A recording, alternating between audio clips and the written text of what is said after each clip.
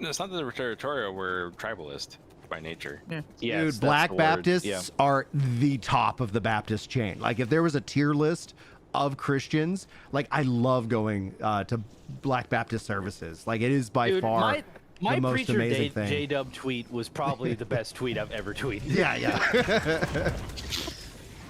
Like, I looked at that and I was like, why does he look like that? It's so good.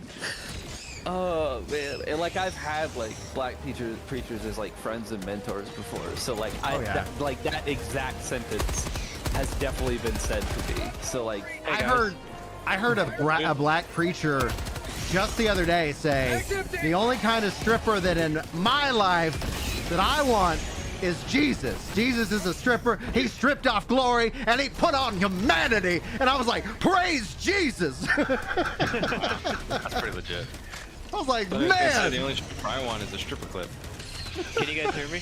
Yeah, what's up, dude? Yeah, hello.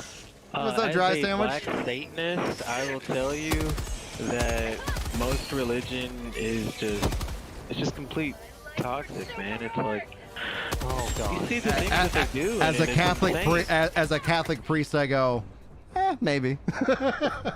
I was raised Mormon, man. You could understand like why. well, that's a whole other thing, dude. My commiserations, brother. Welcome to the councils of like, all right, we're gonna reject this idea and this idea. Yeah.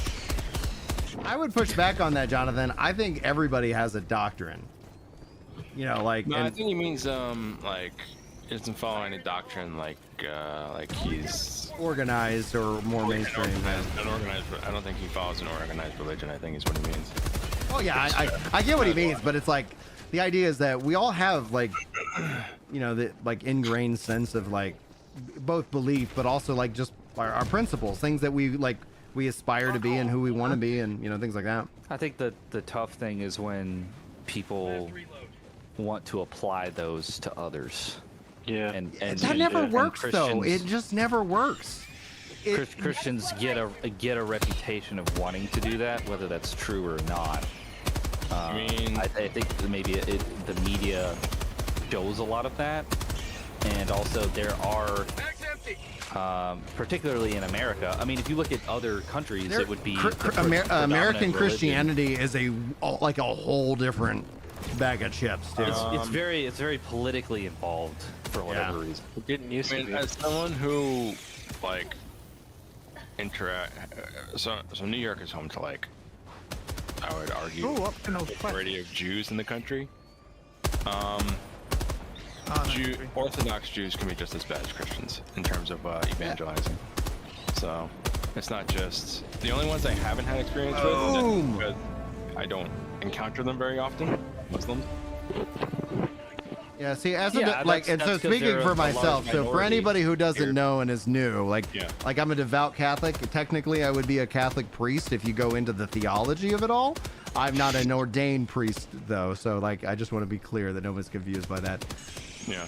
Again, because like the idea that you're like, I don't understand the concept of forcing like a belief system on somebody, because it just seems antithetical to it. Now, like, I will tell you what I believe and why I believe it and the evidence that is there or is not there, and you know, like in that regards, but it's not like, all right, like I don't know, man. I think it's just like, I'm gonna do my best and good luck to all of y'all.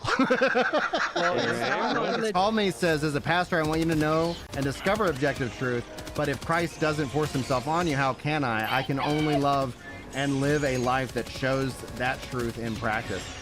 I'm kind of curious regarding some of that, like sentence, just because I don't know if I'm understanding what you're saying.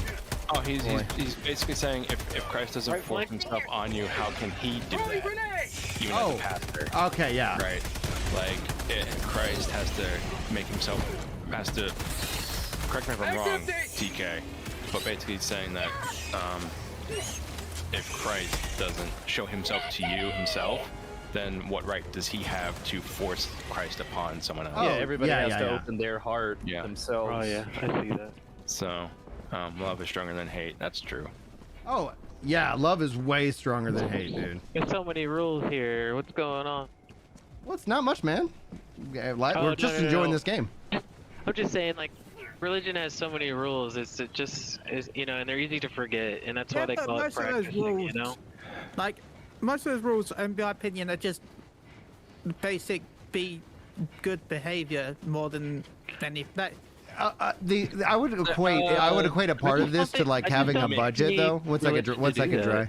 Like I would equate though that like when you think about like a rule, right? Like rules people feel like are restrictive. The same thing goes with budgets. Like when I talk to people about like guys get a budget together, plan your money, otherwise it's just going to run away. Like a budget is just you telling where your money where to go, and people avoid budgets because they're like, "Oh, it restricts me."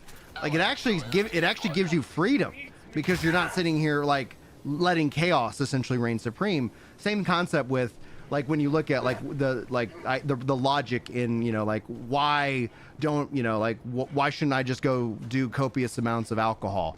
Well, I could get addicted. Like there could be real costs, and you see people who can then actually lose their freedom by not following, like by not like adhering to these things. Like there's these fundamental truths about like our bodies, right? Like our humanity, that it's like your body, you might genetically be more addicted to alcohol. So you have to like, because my grandfather was an alcoholic, so this is something my mom's always kind of talked to me about.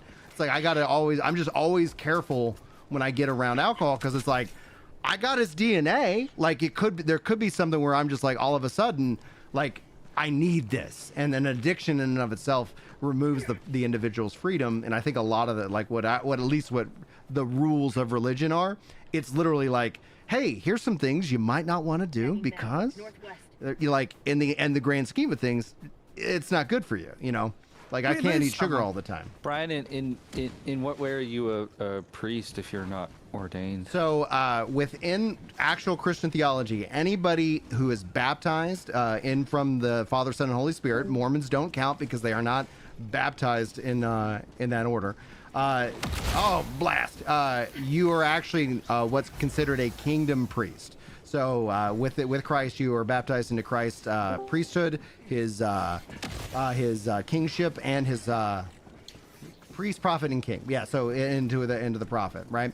So that essentially makes any baptized human being a priest. And a lot of people don't know that, or they don't really kind of think about that, what they're taking on through like baptism, and then if you go in the Catholic way where you have the 7 sacraments, etc. But an ordained priest is just like with the Levites back when they became the sacrificial order, the order, and so we still have that tier. But yeah, that hopefully gives you guys a little bit of insight into it.